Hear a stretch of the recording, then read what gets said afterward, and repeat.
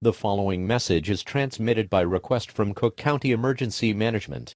More than 7 feet of accumulating water was reported around the Chicago area. Several automobiles are underwater. Multiple witnesses also reported damages to houses caused by flooding waters.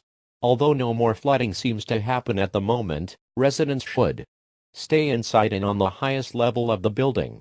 Do not go outside. You will drown.